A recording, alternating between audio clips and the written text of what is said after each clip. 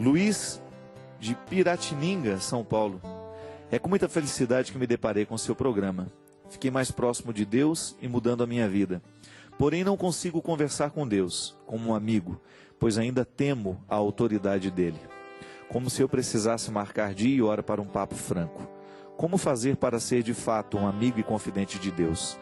Digo que apesar de não frequentar a igreja, há muito tempo procuro levar uma vida cristã e correta. Obrigado por tudo que você tem feito na minha vida. Ô Luiz, obrigado você pela partilha, pela oportunidade que eu tenho de fazer bem ao seu coração através do programa. Luiz, você tocou numa questão muito interessante.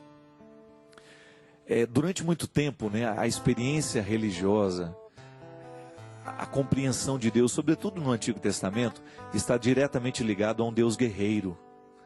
Está diretamente ligado a um Deus dos exércitos, aquele que está à frente, com todos os escudos, destruindo os inimigos, né? O povo de Israel faz um pouco essa experiência. Um pouco não, bastante, né? Essa experiência de um Deus tremendo. De um Deus que treme as bases por causa do medo que ele provoca. É um Deus guerreiro. E o Novo Testamento é o aperfeiçoamento desta visão. Este Deus guerreiro é visto de maneira amorosa. Eu até comecei um projeto agora de livro que eu quero publicar, que é do campo de batalha à mesa posta. É um itinerário dessa reconstrução de Deus como imagem amorosa. Que você tem lá no Antigo Testamento a imagem de um Deus guerreiro, de um Deus que está pronto para abater o inimigo. E em Jesus você tem um Deus que está disposto a amar o inimigo. Olha como mudou. Então aquela visão de que Deus antes estava pronto para derrubar e derrotar o inimigo, agora está pronto para acolher. A mesa está posta e os miseráveis estão convidados para participar do banquete. Veja bem que no contexto do Antigo Testamento existe a força de um discurso segregando mesmo, julgando para fora. Que a partir do momento que o diferente é meu inimigo, a partir do momento que a tribo vizinha, que não comunga da mesma crença que eu, é minha inimiga, eu tenho o direito de falar de maneira grosseira mesmo, eu tenho o direito de usar de armas para combater.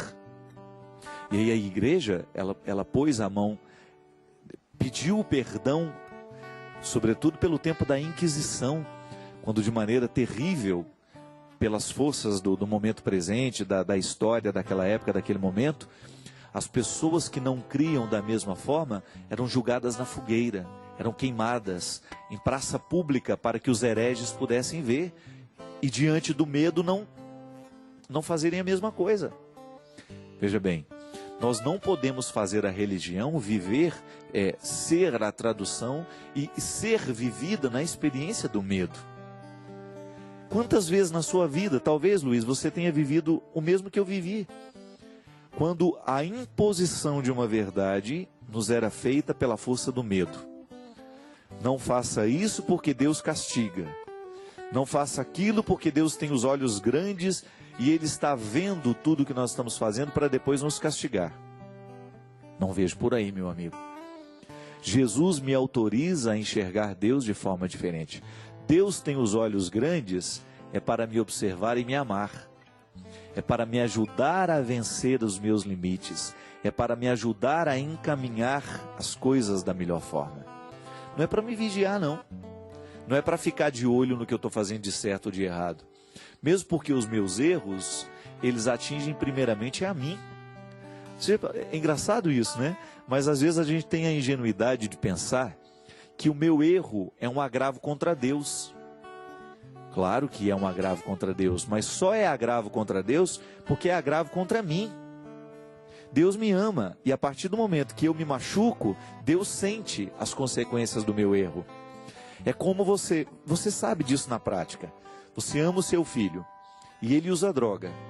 A droga do seu filho atenta primeiramente contra ele. Mas porque atenta contra ele e a gente o ama, a gente sente também. A consequência do pecado na nossa vida atinge a Deus por causa disso. Não é que Deus é um velho aborrecido que fica lá lamentando, ciumento, não. A imagem de Deus precisa ser reconstruída. O Deus que sofre com o pecado da humanidade, ele sofre porque sabe que O pecado é uma agressão ao coração humano. E porque Ele nos criou de maneira amorosa e quer nos manter de maneira amorosa nesta relação, então o nosso pecado o atinge. Quando a gente começa a pensar este Deus a partir do medo, a gente não entende esse amor. A gente acha que Ele está punindo por punir. A gente acha que Ele está fazendo a vigilância porque não quer a nossa felicidade. E é muito perigosa, minha gente, a experiência religiosa que está pautada na vigilância e no medo. Michel Foucault, um grande filósofo, dizia de maneira muito interessante, muito sábia, que a vigilância e a punição são mecanismos de controle. Quantas vezes na educação dos filhos a gente usa da vigilância e do poder, do medo, né? Só que tem o seguinte, a vigilância e o medo não nos educa. Ela apenas nos controla por um tempo. E depois que você já não tem mais o poder da vigilância e do medo, você esquece, não tem o valor incorporado. É igual aquela velha história. Tem uma plaquinha lá, proibido pisar na grama. A gente olha para o lado, olha para o outro, não tem ninguém vigiando, a gente pisa. É porque a gente não entendeu o valor do jardim. A vigilância e a punição estão muitas vezes a serviço da minha falta de reconhecimento do valor. Se eu sei que é um valor, eu não vou pisar na grama. Se eu reconheci o jardim como um bem público que precisa ser preservado, eu não vou pisar. É igual, a gente não precisa andar na testa, olha, não me bata, não me agrida, não me mate. Mas infelizmente algumas pessoas batem, algumas pessoas agridem. Não me traia, não é? A gente não precisa escrever isso. Agora, o outro, infelizmente eu estou na mão do outro. Quando eu saio da minha casa, eu estou dependendo do valor que o outro aprendeu ou não, de respeitar a minha vida. Eu saio e respeito a vida do outro, por quê? Minha mãe me ensinou esse valor, meu pai me ensinou esse valor. O meu caráter foi moldado para compreender o outro como um valor absoluto, que eu não posso banalizar.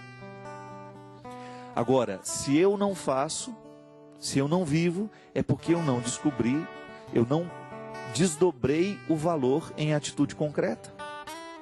É muito interessante isso, minha gente. Olha como a religião repercute dentro de nós. A partir do momento que Deus, para mim, é amor, e eu o compreendo assim, eu vou aprender a lidar melhor com as minhas fragilidades.